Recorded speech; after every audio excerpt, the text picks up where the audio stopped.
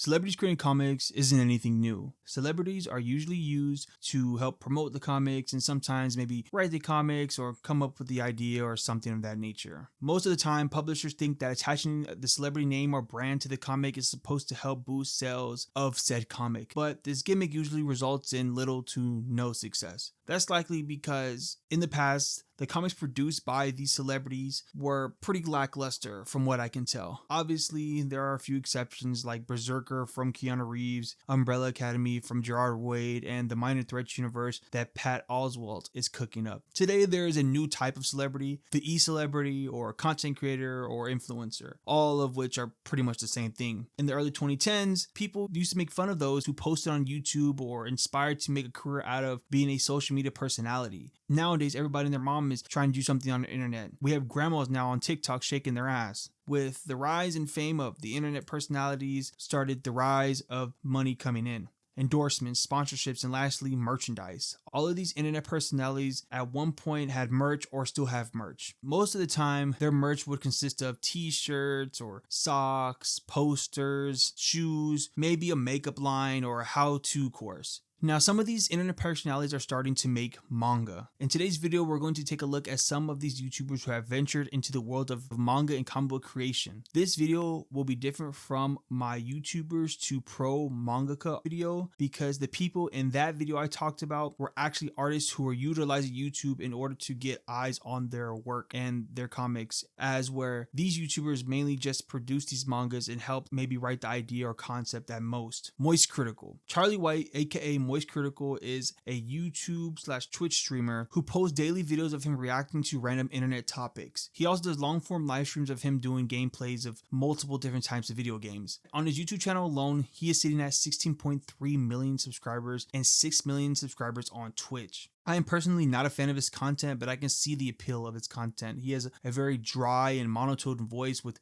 dry humor that complements it. A few years back, Charlie decided to make his own comic, Godslap, which came about when Charlie and a few of his friends wanted to produce something out of one of their wild story concepts and ideas. He decided to use this concept to make Godslap. Godslap actually started between Jackson and I. We were just pitching stupid ideas back and forth and just spitballing dumb shit. It seems to have gotten good reviews from huge comic book YouTube channels like Comic Explained and Comic Storian. I haven't personally read Godslap myself, but from what I've seen, it looks pretty high quality. Charlie really only came up with the concept for the comic. That's about it, and then hired a writer and artist to do the rest. The comic sold really well, selling over 100,000 units in its first initial drop, which are crazy numbers for any independent comic book to sell. But it makes sense since Charlie has a huge following. Charlie admittedly isn't the biggest fan of comics, manga, or anime, but Godslap wasn't just a quick money grab for him. As of this recording, there are 7 issues of Godslap. Charlie is producing this comic under his comic book imprint Bad Egg. He also has a few other comic book titles under this imprint as well. He seems to be taking this comic book production very seriously. He also aspires to get Godslap turned into an anime. RDC World 1. RDC World, short for Real Dreams Change the World or Real Dreamers Change the World, is an American collective of online video creators based in Waco, Texas. The group was founded by Mark Phillips and Aflong Harris. Mark and Af and a few of their other childhood friends make up the collective that is RDC World, and they are best known for their YouTube comedy videos relating to anime, sports, video games, internet memes, and popular culture. RDC is one of my favorite internet groups. I know I've personally watched countless hours of their skits, YouTube videos, and short films. Like I mentioned earlier, they cover so many topics in their work. Many of those topics are things that I personally enjoy or follow myself. RDC is one of the frontrunners in normalizing anime and manga in America and helping it become popular and mainstream, especially in the Black community. So it was honestly not surprising when back in 2021, the group announced they were putting out a manga as well as an anime alongside it. Little known fact, but before Mark and Af started RDC, they originally wanted to make manga. So it's super cool to see them go back around to making one of their earliest dreams come true. Told him I want to make a manga, and he was like, damn, that'd be cool. Like, let's make a manga. And a manga is not an easy feat. It was our 10th grade year.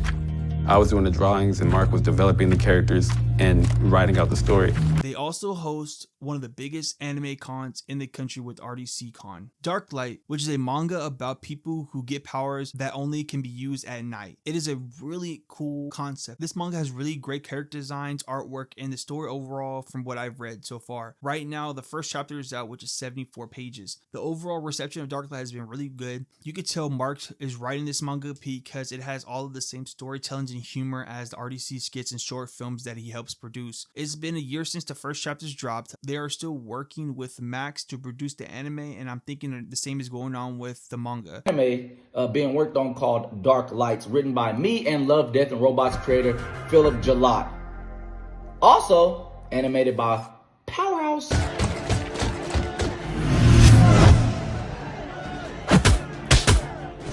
So I wouldn't be surprised if they pop out with a full-on manga sometime next year. Speaking of popping out with a full manga, CoreyxKenshin. CoreyxKenshin is a YouTuber, actor, and writer. He is known for his comedic playthroughs of horror games, especially RPG horrors.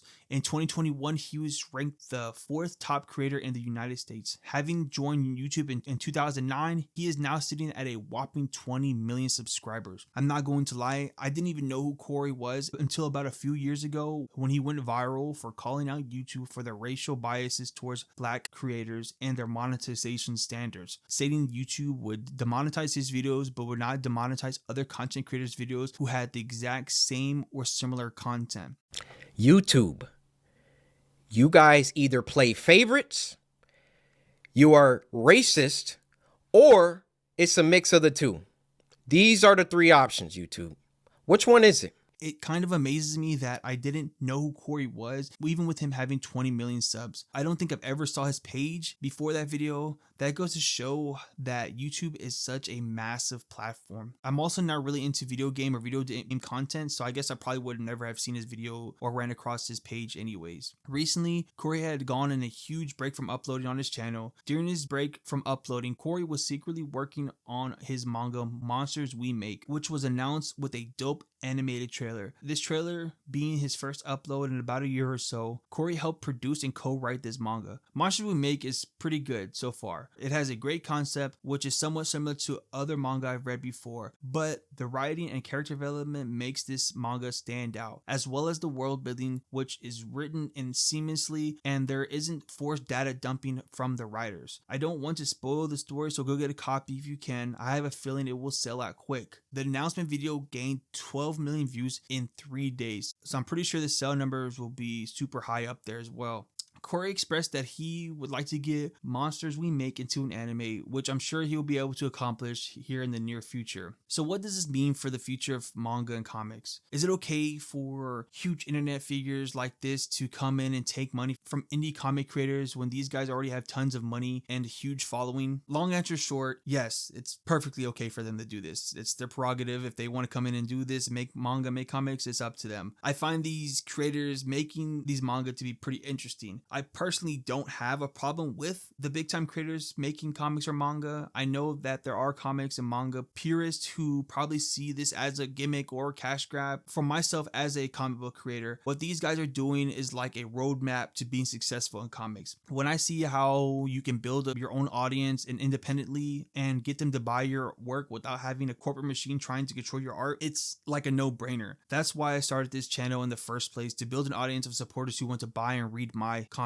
At the end of the day, this business is cutthroat, and if you want to be successful in any field you want to be in, you need to learn how to evolve or go extinct. And utilizing social media platforms as an artist is probably the best way, and finding the right social media platform for you to promote your art is key to success. I also think that most indie comic creators should go this route. It is hard work and time consuming, but if you put in the time and effort to get better, I believe it will pay off. This should be the future of indie comics and manga. Lastly, I believe as long as the intentions are pure when it comes to making manga or comics as an influencer, then I don't care. Corey, RDC, and Charlie are either fans or respect the medium of manga and comics. You can tell they really care about making these comics. They aren't using these comics to push a narrative or propaganda or claiming they care about comics but only care about comics or manga because talking about them got them clout and money online. RDC World, Corey, and Charlie really didn't have to care to put this amount of effort into making these projects, but they did. Hopefully with them doing that, we'll create more fans of the medium,